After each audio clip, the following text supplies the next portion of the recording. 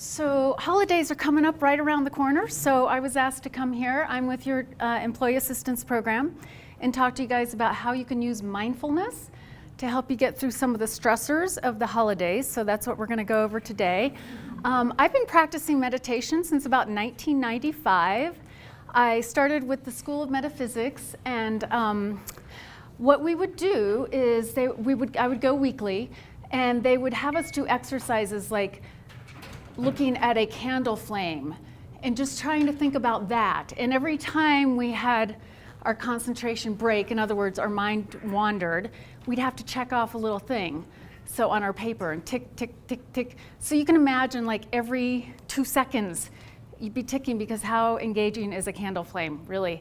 So that's kind of the idea, though, is trying to concentrate on something specific that you're choosing. And so the other way that mindfulness has come into my life is using mindfulness-based cognitive therapy. And so that's a type of therapy that I use. I'm a counselor as well. And we've been using this for years. And it's effective in helping people identify self-defeating thoughts and kind of being more conscious about how to think differently in a way that will give more positive outcomes. So in other words, you might find, like, if you're irritated with someone or something that's happening, using mindfulness with that, we're going to practice it actually, but using mindfulness would mean that you don't react to that thing that's out here irritating you. You work with it inside of your own self, and you observe it as a witness. And so that is what we're going to be working on today, is cultivating your witness. That's what mindfulness is. It's watching yourself and getting to know yourself and your responses. So that, and then making each moment your friend, is about trying to meet everything with some mindfulness. So whenever you're confronted with something difficult, you meet it with mindfulness, and that is by just witnessing again. So witnessing is a main element of mindfulness. Here's a great quote. Eckhart Tolle has written The Power of Now. He's an author and kind of a spiritual guru. But this is a quote from his book, The Power of Now. What a liberation to realize that the voice in my head is not who I am. Who am I then? I'm the one who sees that. And so what are we seeing when we're observing our own responses or how we're feeling about something? So we have a choice. We can focus our attention on 3 different areas, 3 domains that you can actually focus your attention on when you're practicing mindfulness. It can be something out here in the environment, so sounds or colors or people that you're with, anything at all. It can be kind of just enjoying a beautiful scenery and just focusing on that. So again, going back to that concentration piece of trying to direct your mind in a meaningful way. So also, like what we do in therapy oftentimes, if someone is really ramped up and anxious or kind of having some emotional meltdown sort of reactions, a thing that you can do around mindfulness is ask that person to find anything in the room of a specific color. And what does that do?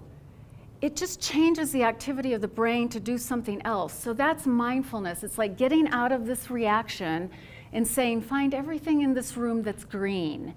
And suddenly the mind is tasked with this other thing, and it can actually help people, calm people down. So that's just a little trick that we can use sometimes when we're really upset and we don't know what to do and we're just like crawling out of our skin type of upset. You can try to calm down by just saying, I'm going to find everything red in this room.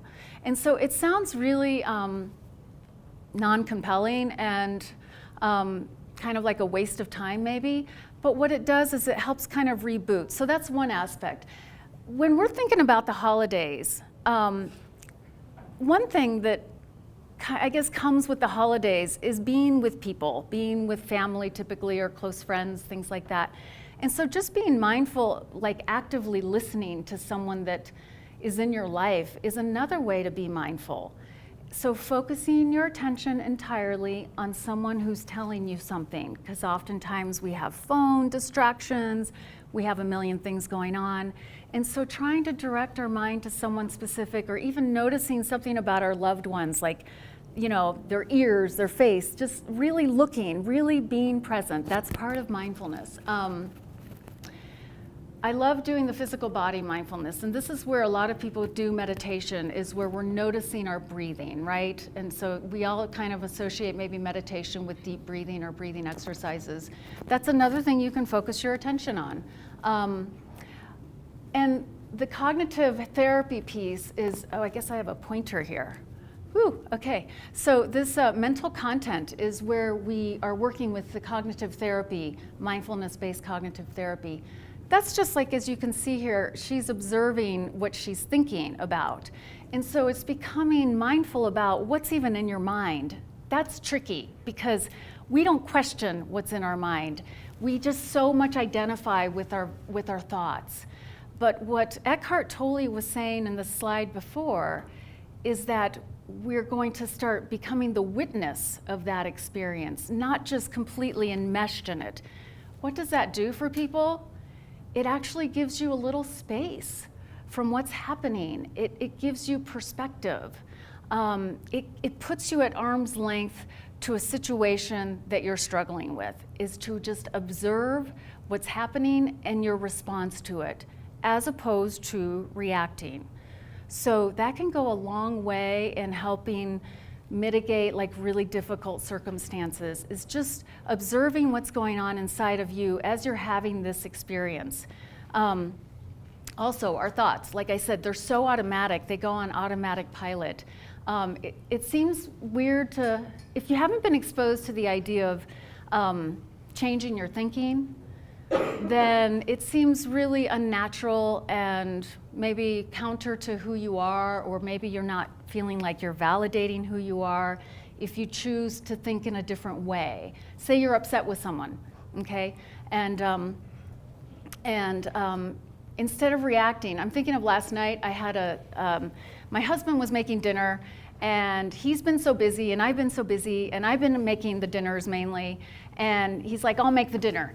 And because he's a type A and an extrovert, that means, as far as I can tell, that he likes to do more than one thing at once. So getting dinner done was kind of a big process. And so I'd walk in and he'd be doing something else. I'm like, I'm hungry. We gotta eat, it's getting late, and starting to kind of get this idea in my mind, like, I have to eat by 8:30, I have to do this. He said he'd do that, I've been doing it. And so it starts like I start stacking the decks, right? Starting to kind of put more into this whole thing of like, he's doing what he does, which is this and that and the other, but getting his intention is good. And so the way I have to deal with it in a mindful way is to stop and say, okay, what is my story here? That I have to have this, that I have to do this, that I've been doing that, and he's been doing the other. So instead of like jumping on board that train, I just stop and notice my reactions and breathe with them. So I focus on what's going on internally. I stop the story because the story is getting me deeper into trouble. He's this, I'm that, we're that. Why isn't he doing that, right? And so if I can stop the story and just be present with what's there, that's what we're talking about when we say checking our mental content. So it takes practice because emotions are so strong, and as human beings, we are driven by emotion. That's motivating to us. That motivates our behavior. That's proven. Whereas rational thinking comes in as a secondary thing. So watching our mind is a big part of even mindfulness and relating well with others. I could have also done something else last night. I could have just sat and breathed and focused on my in and out breath. I could have focused on something that I was, enjoying, maybe even a television show for that matter. Or I could have focused on something else, maybe this presentation. So anyway, there's choices when it comes to mindfulness. And I want to just try to do this little meditation. So we are going to experience mindfulness today. I'm going to walk you through it and see how you do. This hand meditation came out of The Power of Now, the Eckhart Tolle book. Have you guys ever heard of Eckhart Tolle? Anybody here familiar with his work? Okay. Some of you are saying yes.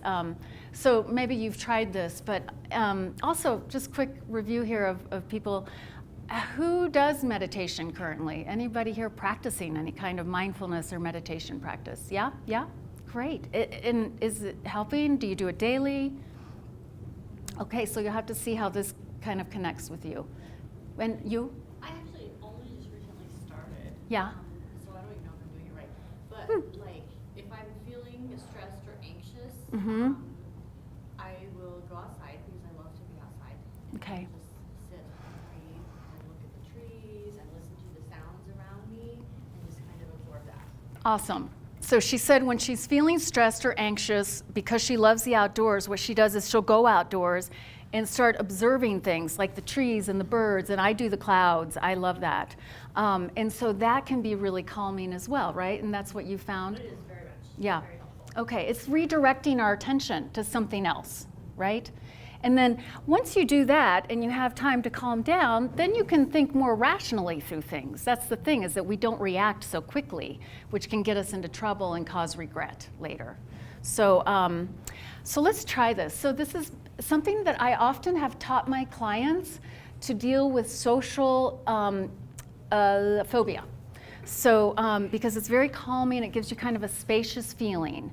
So what I'm going to ask, you don't have to look at your hands, but I'm going to ask you to direct your attention to noticing your hands. You don't have to close your eyes. You can if you want. You can look anywhere you'd like. But if it helps you, you can close your eyes. And start noticing your hands. And just letting kind of your awareness kind of land there in your hands, this part of our body that's an extension of us. And here it says explore sweaty, or if you can feel like pulsing going through. We're doing that because it engages our curiosity. The mind is like on autopilot, and it will just go, go, go, go. So you have to engage something in order to keep your mind there. So notice if your hands rather are feeling hot or sweaty. If you really let your mind settle into your hands, you might notice a pulsing. Maybe the cells buzzing. And just keep breathing naturally. We forget to breathe oftentimes, especially when we're trying to do something new.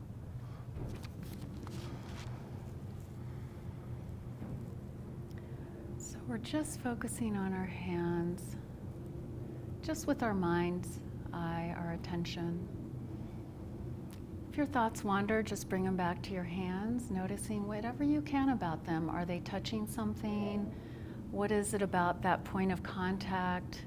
Is it warm? Is it cool? Is it comfortable? Is it not comfortable? And breathing.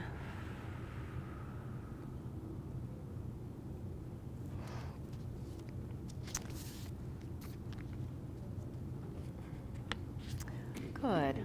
Okay, so bring your attention back up here. You can let your hand attention go. So I want to check with people, what did that feel like? Anybody have a kind of an experience that they want to share? Calming, really calming Yeah. for me. Was I it? had a rush day already and it was just really calming. Uh-huh, nice. Yeah. Okay, good. Yeah, that's typically the effect. Anyone else have a calming feeling with that? Yeah, yeah.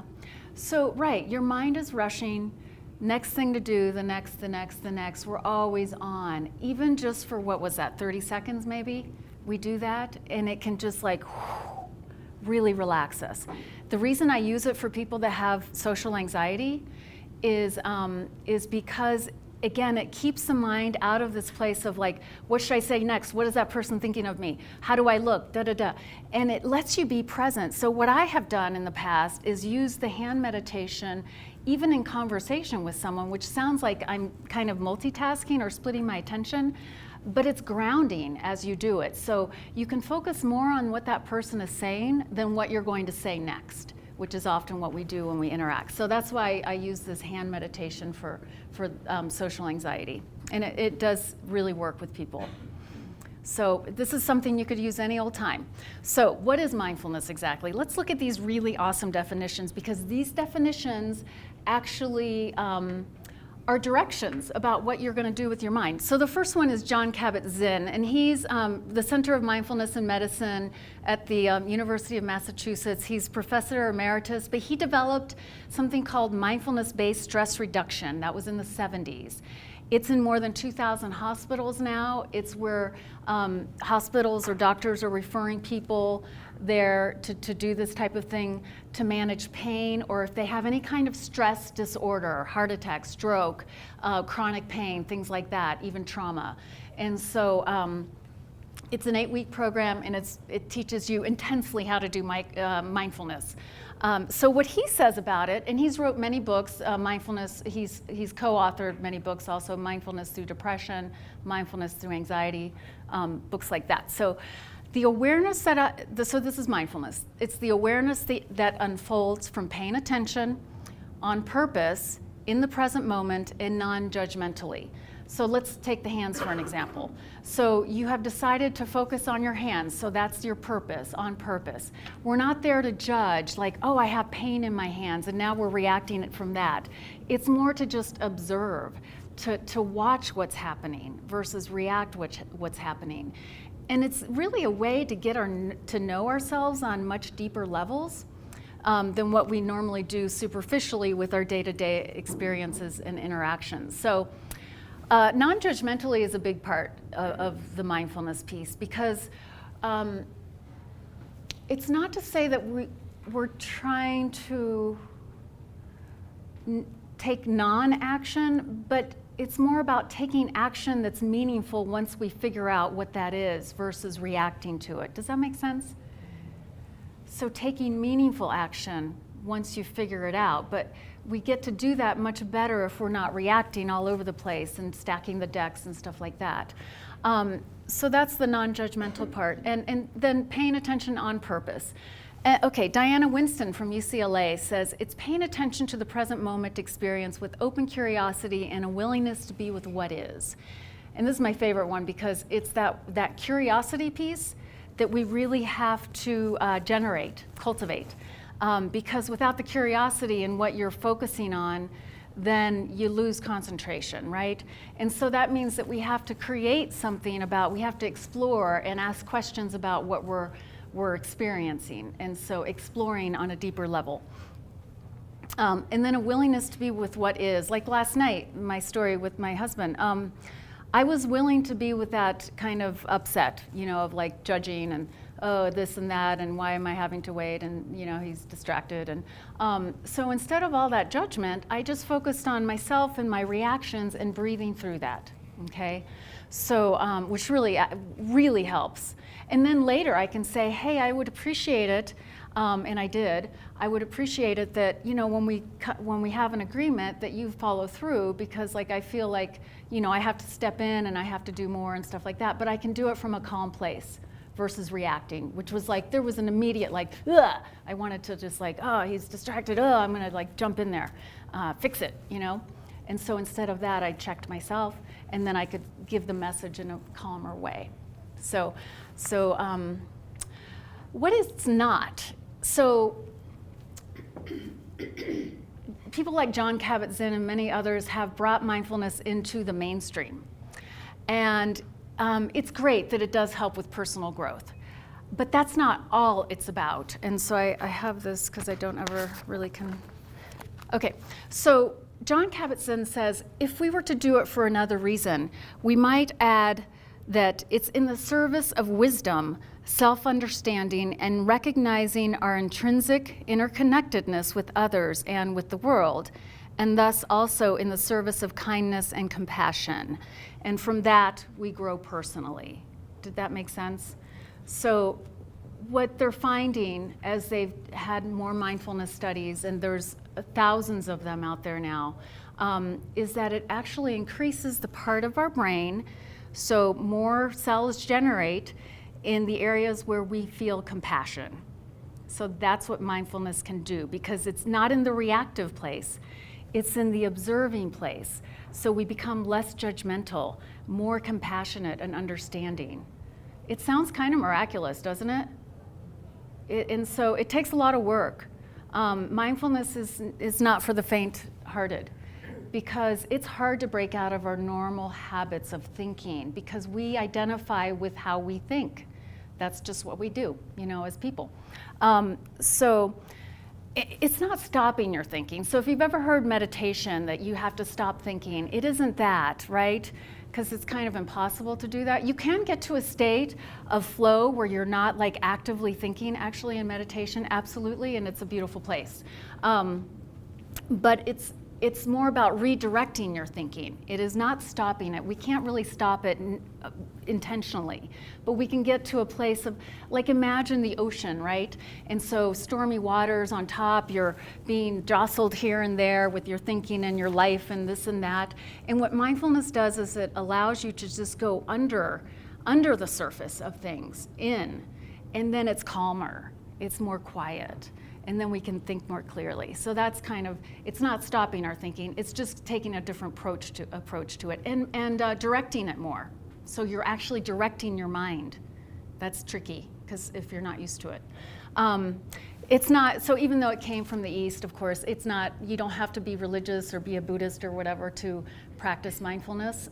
It can work for anyone at any time. It doesn't have to be tied to any kind of religion, but religion, what the East has brought along with mindfulness is the idea that we do it for the sake of everyone, that we're not just doing it for ourselves, that it's about trying to bring more peace and that sort of thing into the world and into our own lives, which is then going to affect everyone associated with us.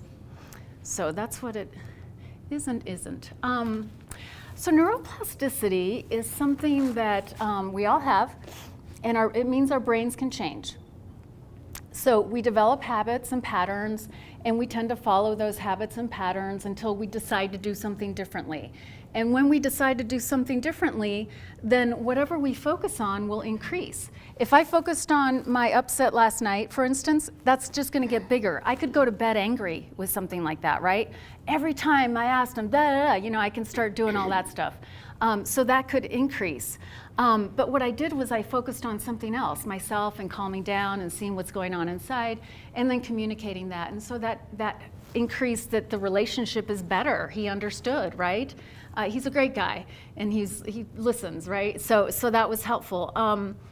And so we can learn to manage how we think and feel and respond then to the world. So practicing changing the channel from the self-defeating thoughts. So we're going to go over what self-defeating thoughts are, also called automatic negative thoughts, because they happen so automatically and quickly. Mindful acceptance means witnessing instead of reacting. Again, kind of like what I described from last night. But neuroplasticity, it's the way we adapt and learn. So it's almost like, imagine what's easier to do, like go down a well-worn pathway or blaze a new trail, right? So we're going to keep jumping back to that pathway that's well-worn, which is our habits of thinking and being. So it's tricky to try to blaze a whole new way of thinking. But the more effort we put into blazing new pathways of thinking, the neuronal networks in our brains, the more ingrained that becomes, the easier it becomes. So get out of what we're entrenched in and start doing something a little bit differently. And you can take it steps at a time. So holidays and the strong feelings. So we bring so much more into holidays than just our shopping lists and our gift wrap, because we bring our associations, our memories, painful or joyful, both. We can bring all kinds of other feelings, grief and loss and guilt and things like that. So there's a lot more that comes with holidays than just what we see externally. And so some of these feelings are going to be part of your experience. And I have loneliness in there twice. I didn't see that until it was like really big here. So anyway, but that is a big one for a lot of people, actually. And so when we think of like the rush that comes, the rushing around and do this and do that and have parties and have this person and talk to this person, get the gifts and get the right gifts and all of that, there's a lot of pressure. And there's a lot of expectations we put on ourselves and on our families. And so working through these things with mindfulness is going to be helpful. And we're going to try that today, actually. And so you see this person kind of observing themselves, so it's metaphoric to just like watching yourself again, watching your mind, seeing how you're reacting. So I want to try this other mindfulness practice. It's getting in touch with your physical body and getting grounded. So we worked on the hands, but here we're going to work on like your entire body. And so what I'm going to ask you to do is go ahead and start breathing naturally and notice how it feels just sitting in your chair. Those points of contact between your body and the chair that's supporting you. And be aware that you can just totally relax into your chair. It has you. You can let gravity do its thing and let the chair support you. Noticing if there's any tension in any parts of your body. By that, you can just do a quick scan and just see what's going on there. Make sure that you're breathing. Again, there's a tendency to hold our breath. We don't even know it. So breathing naturally. Any thoughts that come, just let them go by. And I'm going to ask that you just notice what it feels like to have the material of your clothing touching your skin. Again, becoming curious, noticing those points of contact. Is it smooth? Is it soft? Is it scratchy? Is it warm, cool? Now notice your breathing, that you're breathing in, and what happens when you breathe in? Does your belly expand a little bit, or your chest? And breathing out, what can you notice about your out-breath? Do you feel the air coming out of your nostrils, perhaps, or your lips? Not the most compelling stuff, but this is part of being present. And so we take it down to the very micro experience. And again, noticing that your body is being fully supported by this chair that you're sitting in. And what else is your body touching? Maybe the ground under your feet. If your hands or arms are resting on the table. Good.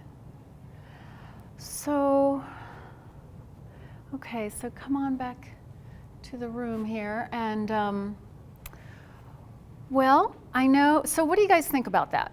Were you able to do it? Mm-hmm. Is it making you tired? Uh-huh. Yeah. So good. I mean, you realize that. Of course, you just had lunch, and it's that time kind of. And also, it's like a nice, quiet room, and now you're relaxing, and you're going to feel tired. Were you able to keep your mind engaged in the physical experience that you were having? Okay. That's normal. Totally so normal. Because our mind's going to go, and then the job of mindfulness is to keep bringing it back in. Come on back, mind. I want you now to focus on this. The more you do it, the easier it becomes. Again, I know that focusing on what we're focusing here is not very compelling. Like, there is so much to do. There are so many problems to solve, so many things to get done, all of this stuff. But what does it do? It kind of gives you a reprieve, and that's the idea. And also, it's a practice to help you get into the habit of directing your mind and observing things that you're choosing to observe. And also, it gives us a deeper relationship with ourselves as we keep observing what's going on inside. And it's so weird when you first start, because you're like, what's the point of this, right? Does anyone feel that way? Anybody? Be honest. Really? You guys all feel like it has a point? Good. Yeah, I mean, at first, it really is not like the normal thing, like you do something and you get this thing back. It takes time, in other words. But it's worth it. It's worth it if you don't do a lot of it. And you who've already experienced it can attest to that. So the holiday grabbers, attention grabbers. So we have so many things going on during the holidays again. So we're going to go over the list of things and try a couple of mindfulness exercises around holidays. Who here loves the holidays? Show of hands. Okay, so some of you are into it. And maybe those that aren't have had bad experiences, or there's a lot of turmoil happening this year for us. I mean, there's so many things that can get in the way of enjoying time with friends and family and doing all the Christmas thing. Some of them is that, like, you know, we have so some of the challenges is that food, right? So we carry all kinds of things into the holidays, including our relationship, our complicated often relationship with food and our bodies and everything else. So one thing that's hard is to be exposed to constant temptation, right? And learning how to say no, or just enjoying it and being okay with it, or whatever it is that you choose to do. But one of the things that we talk about in mindfulness is mindful eating. And so has anyone heard of that? You probably imagine what it is, right? So it's another practice of mindfulness, and it's the idea that when you put something in your mouth, that you check all of your senses. What does that feel like on your tongue? What flavors are coming through? What's the consistency of it? How are you chewing it? Are you chewing it enough before you swallow it? Things like that. And when we do mindful eating, especially like when it's stuff that we necessarily don't need to be eating, like, you know, a bunch of cookies or whatever, it can actually help put that more into perspective. Instead of eating unconsciously, like we often do, we just kind of do a little bit at a time and really recognize everything about that experience of eating. The taste, the flavor, the smell. You smell before you eat, right? And so that's mindful eating. They talk about using this for people that are struggling with weight and stuff like that. But it's just a great practice anyway, because food is such a big part of our lives, and it's good to know what, you know, have that experience fully. So mindful eating is one thing. Family expectations, family disappointment, or grief in the family. What if we've had a loss and we've really missed that person, and holidays makes it so much harder, right? It really brings it up. And so there are those kinds of things to deal with, being with or without family and friends. Then the whole budget thing, the money, how are we going to pay for gifts and all that sort of thing.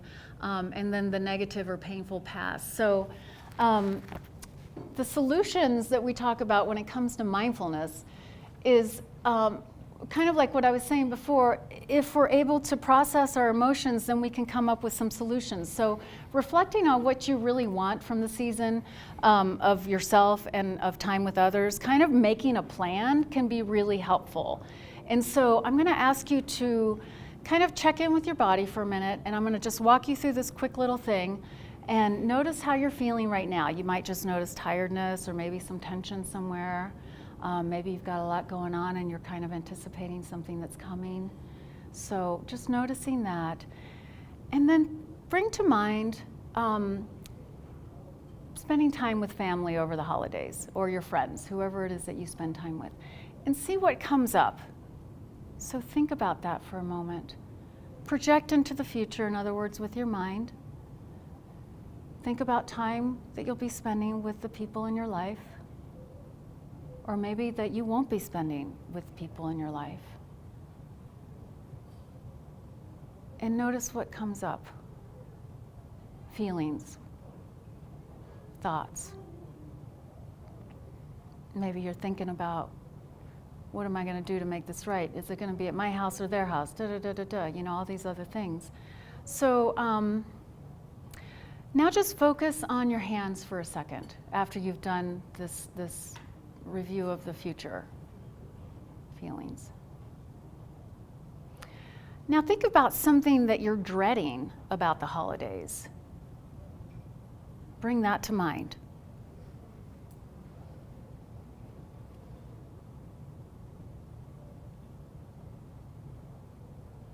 And what are you noticing in your body, or thoughts that you're having, perhaps?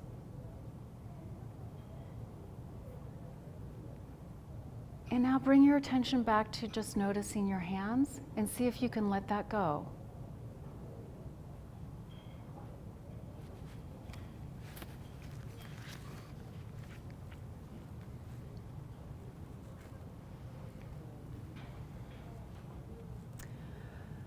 So part of what this reflecting on what you want and getting to know your limits can come with these little exercises of kind of projecting into the future and deciding kind of how you want to handle something that you're expecting, how you're going to handle it so that the outcome is good for you and for everyone involved.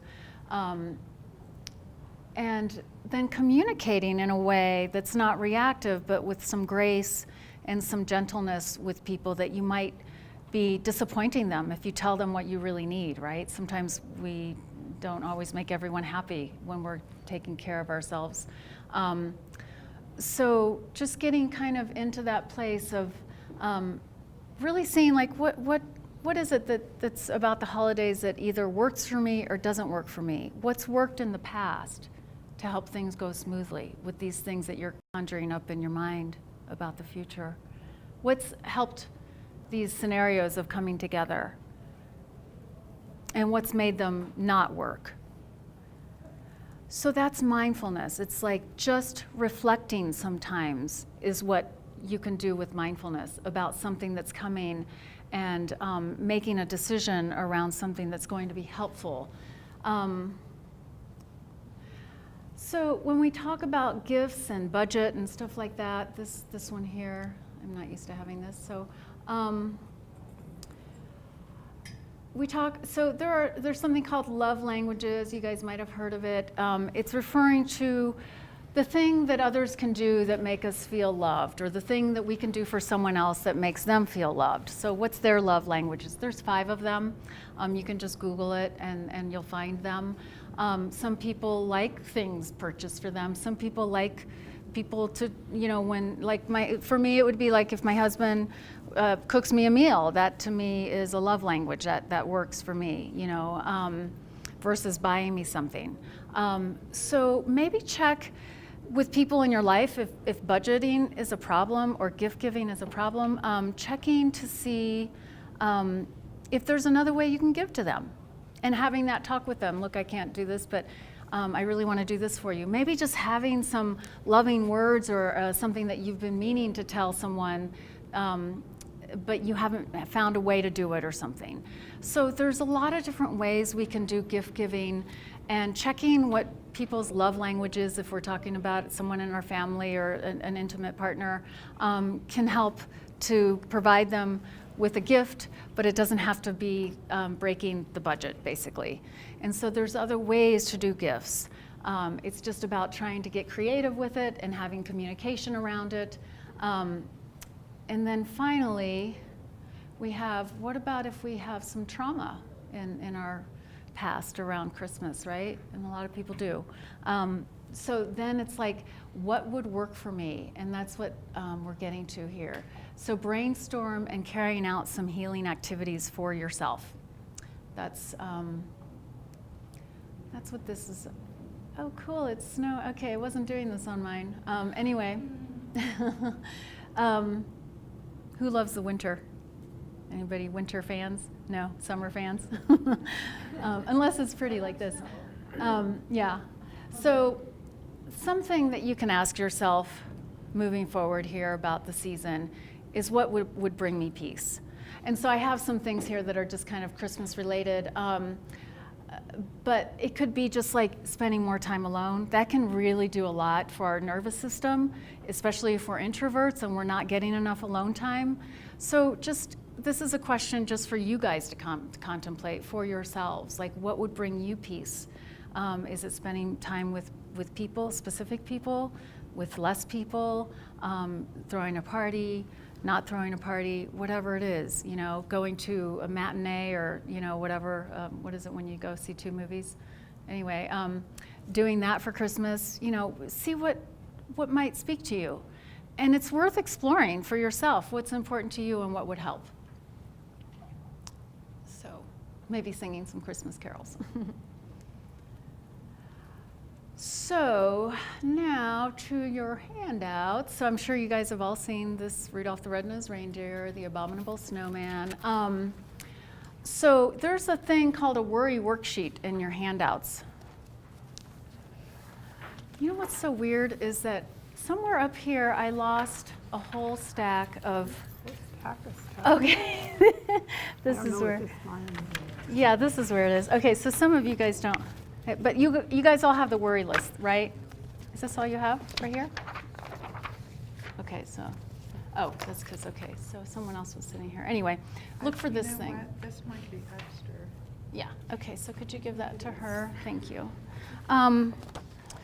So the worry list is something that I do with my clients a lot, actually, because what it does is it helps get things out on paper, and it either helps you find the solution to help problem solve it, or it's a way of like recognizing you can let it go or really start working on trying to let it go. So you guys, I'm going to ask you, you don't have to say it out loud, but just think of 1 or 2 things that you're dreading the most about the holidays and write that down on your list on the left-hand column. Or write it in code if you're worried about people seeing it, but think about something that you're dreading.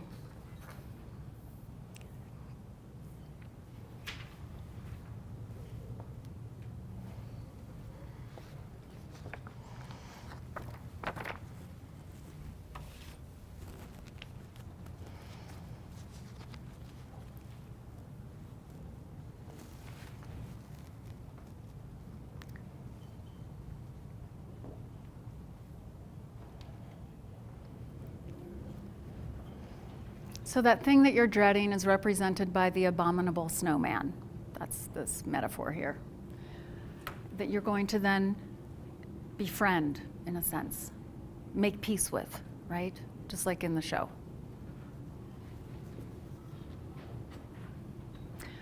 So then, as it says on your worksheet and up here, first identify, is this thing that you're concerned about, is it in your control to do anything about it? If so, check it. Check that box.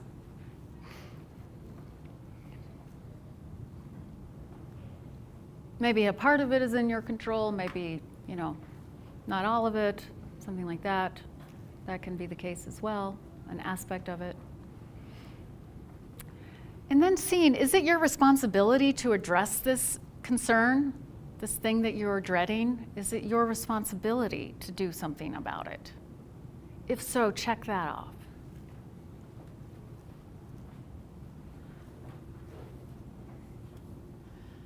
So if you have checked off 2 and 3 columns,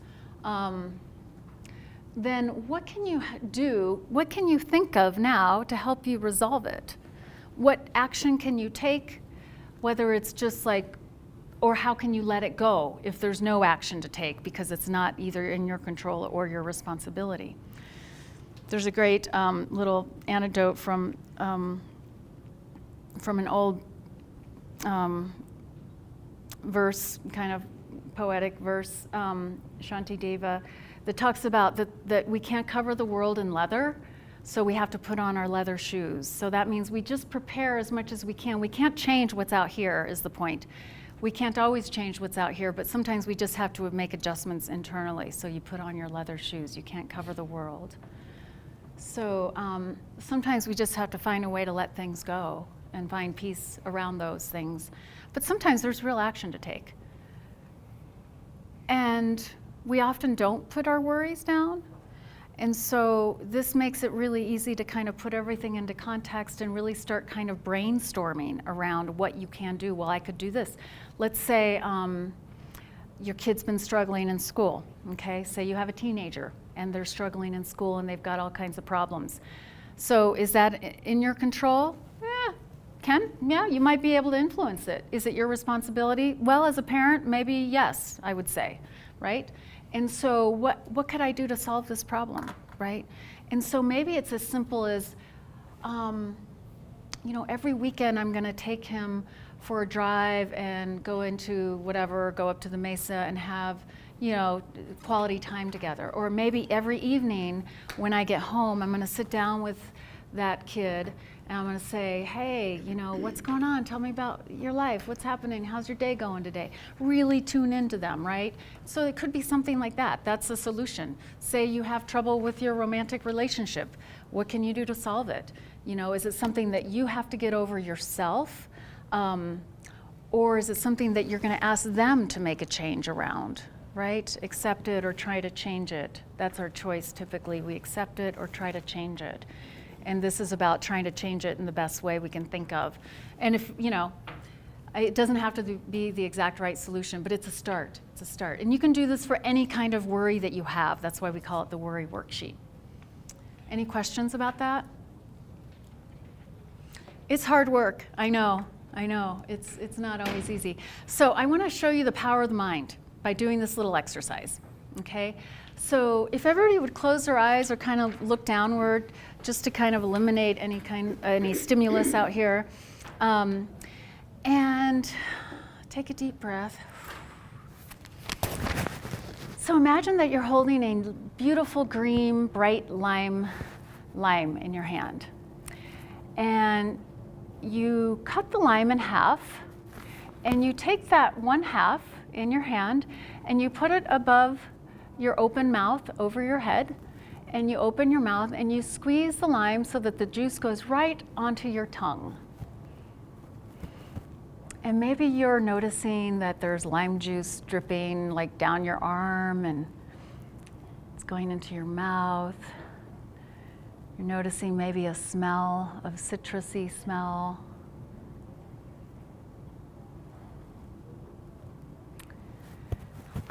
Take the other half and do the same thing.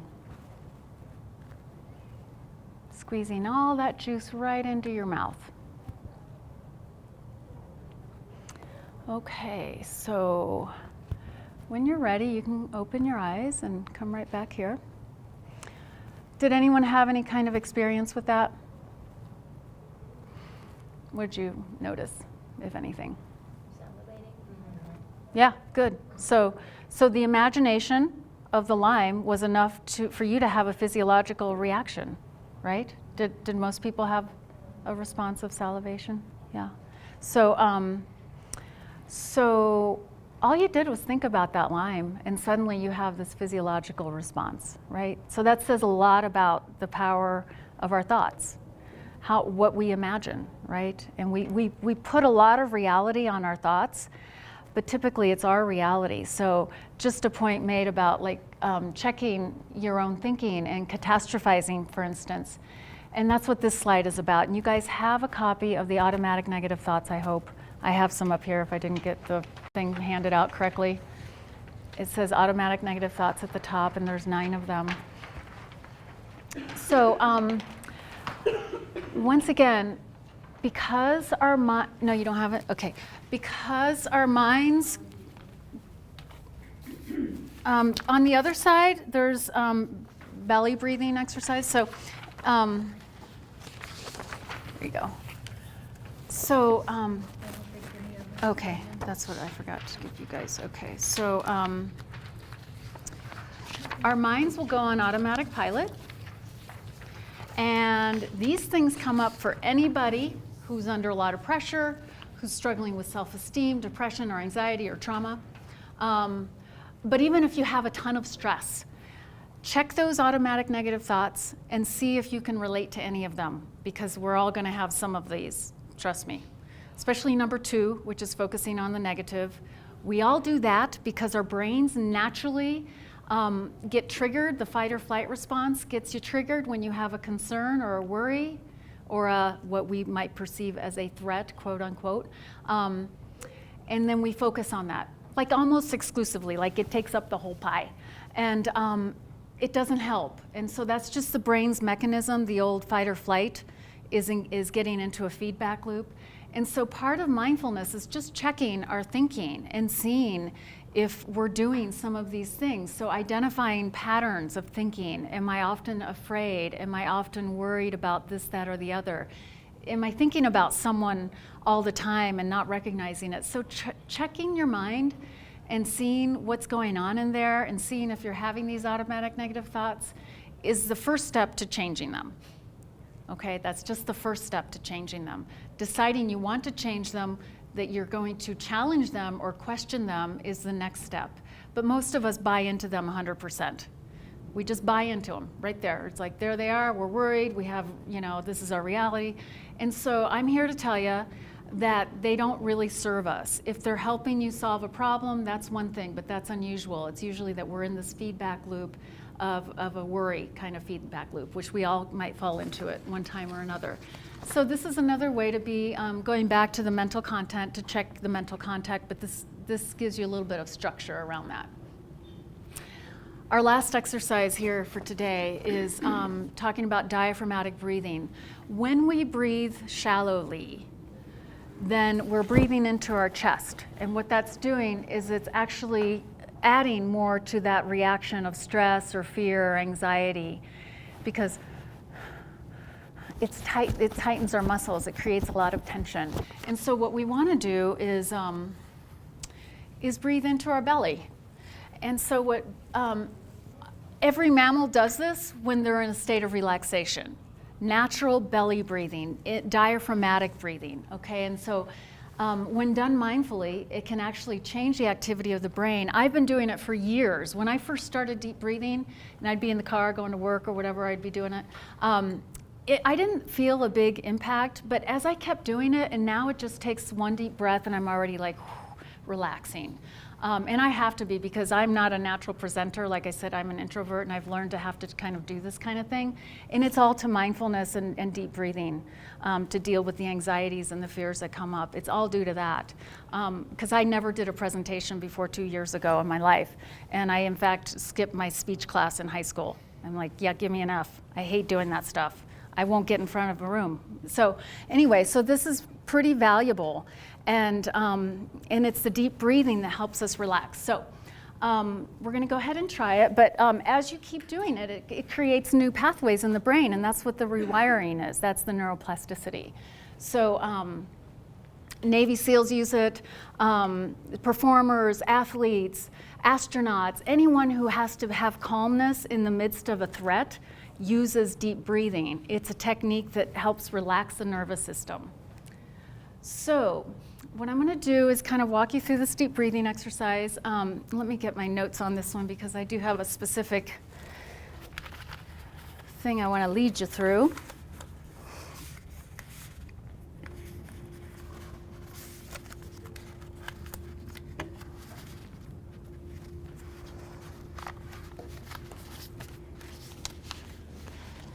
Sorry, here it is.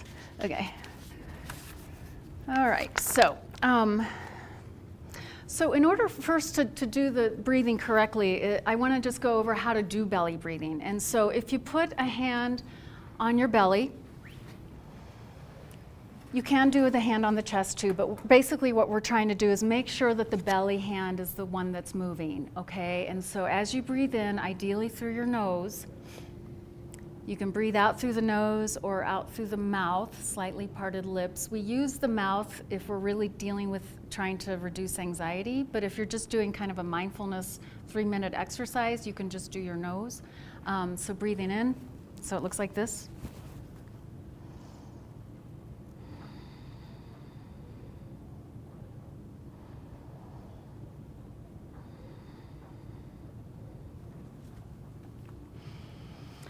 Make sure that your shoulders are relaxed, so allowing your shoulders to just submit to gravity as you're breathing in. On the exhalation, allow all the air to be completely expelled, okay?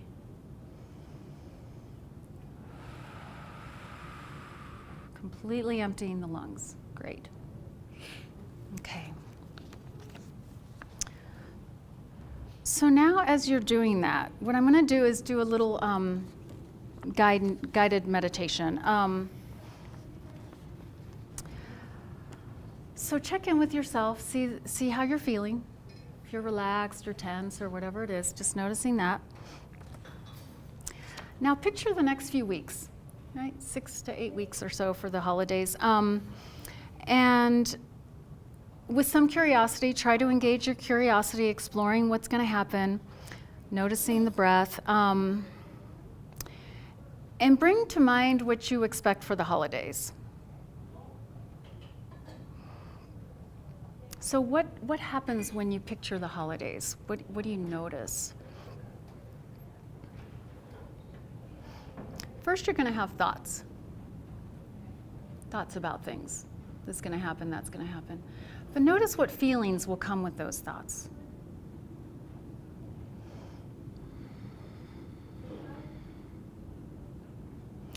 You can label those thoughts. That's one technique. You could say thought every time you notice a thought in your work, and you're just focusing on trying to breathe, and then a thought comes in. You could label these emotions that you're having: fear, joy, excitement, sadness. And then go to the next thing, which is going back to the breath always. So that's kind of a good starting point for people, is just going back to the body. And then you can explore what's happening in the mind. I hope I'm not confusing everybody with that. So you can focus on the body, and then you engage the mind in something and see what comes up with that. And you just label it. Oh, that's sadness. Oh, that's fear, anticipation, an urgency feeling. And then you come back to the body and noticing your breath, in and out. In and out.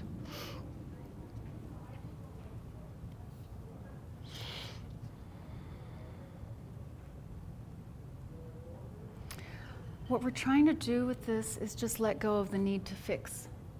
And we're just observing. Again, just becoming the witness. And what that's doing is giving us a little bit more space around that particular issue. Is it's giving you space. By just observing it, you don't have to do anything about it right now. Just notice, that's it. Okay, great.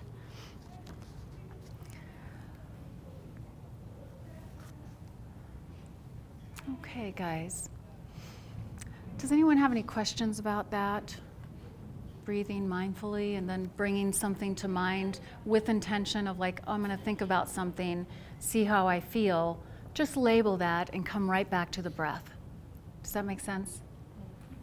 You can do it like with numerous different things going on in your life. And again, what is that doing? What's that doing? What does this activity give you? Pop quiz. Refocus and space, right, space and a way to not react. Get used to not reacting, just being with it, even when it's a hard thing, okay? Here's some benefits of mindful deep breathing. And you guys have a handout that's on the flip side, I think, of the automatic negative thoughts. And as well as a list of free apps that you could download on your phone. Is it on the back of that? Yeah. And so that is instructions about just deep breathing and keeping your mind engaged in the present moment. So generally your body or your hands, breathing, things like that. But look at all of these amazing benefits that we get from relaxing our body, from deep breathing. Makes it it really builds a case, I think, for trying to bring more deep breathing into your day. It can lower blood pressure. If you have high blood pressure, it gets rid of toxins because you're expelling all the air from your lungs. Every time you breathe in, you're expelling all the air out. It's a natural tranquilizer. It can help. They say that 3 weeks of mindful breathing exercises, 15 minutes a day, can actually increase serotonin levels. That's 21 days of 15 minutes a day of deep breathing. That means that your mind is going to wander, and you're going to just keep bringing it back to the breath. Wander, bring it back, kind of like with me and the candle, and every time I checked off that my mind wandered. So oxygenates the body, which helps with our thinking, centers our thoughts. And for things like performance and stuff like that, lowering heart rate is important in relaxing, trying to reduce anxiety. So just to wrap it up, here's what you can do every day. So direct your attention. That's what mindfulness is. It's directing your attention in a specific way, like Jon Kabat-Zinn says. Be a witness of the experience and get curious about what seems mundane, which is these normal things that happen all the time, our breathing, our body physiology, that seems so mundane. But that's part of trying to do mindfulness, is noticing those little things. So reflect on what's going well versus focusing on the problems.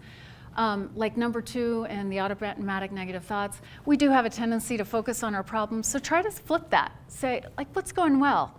what's working for me? What have I done well? Or what's going well in my life? And try to do that. It's going to help you feel better. Self-compassion, it's going to arise more naturally as you keep doing this practice. Having more self-compassion, being more gentle with yourself, being more forgiving with yourself, it's huge. We teach that in therapy all the time because we're so hard on ourselves. I mean, do you call other people idiots? And do you call yourself an idiot? So sometimes if you make a mistake, idiot, things like that. I use that because I've done that. So, and we do that really unconsciously. So trying to be mindful of that. And then just doing the mindful breathing. Sharing it with your partner or spouse or family or whoever. If you have a kid, it's a great thing to share with them, especially with an app. And so download an app and do it. My husband and I do mindfulness together. Real quick review of your benefits here. So as you know, I'm with Triad EAP. You guys have 5 sessions a year that renews on the calendar year. Telephonic counseling is also available and bilingual therapists. You guys have legal and financial benefits as well. That's talking to a lawyer for free or talking to a financial specialist for free to get on a budget and things like that. The year of stress management, have you seen that, Amanda? Are you seeing those come through? So it's a weekly thing. It's now coming to the end of the year, but it's a website that you can go and do a stress profiler. It gives you all kinds of tips about how to relax and how to do things in your life to help make things a little less stressful. So here's your username, and Amanda has a bunch of cards with the hill and the top username stuff. After hours, that same number is a crisis line. So that same phone number, if you call during the weekend or after 6, is a crisis line. And finally, so here's a little puzzle I'm going to leave with you guys. What's one ritual you can create for the season that's about slowing down and not the speeding up that comes with the season? Okay, so just think about what you could do for yourself or with your tribe to slow things down a little bit and just stop and enjoy things. Making each moment your friend. Oops. So anyway, that wraps it up, and I think we're, right on time. So any questions?